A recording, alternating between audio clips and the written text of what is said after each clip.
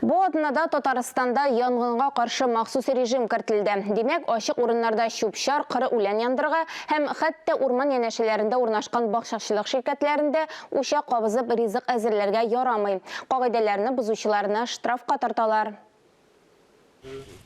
Her участокны ихтибар белән күзәтәләр, янгыннар чыкмасын өчен барысында контрольдә тоталар.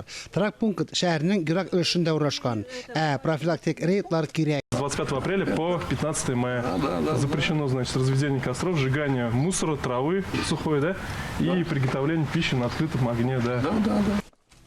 Көтелмәгән кунаклар барысына да керә. Көтелмәгән куркынычлар турында кисәтәләр.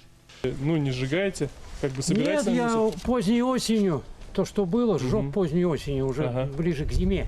Барлык республика буенча янгынга каршы махсус режим ачык һавада учак кабызуны тыя. Кырда да кешеләрнең шәхси бакча участогында да. Трак пункт урман белән чиктәш урыннарда шашыр кыздыру, башка ризык әзерләүдә тыела. Кагыйдәләрне бозган өчен аерым кешеләрдә юридик затлар да штрафка тартыла. Аерым гражданнар өчен штраф суммасы 2-4 мең сум булса, юридик затлар өчен ул тагын да күбрәк билгеләнгән.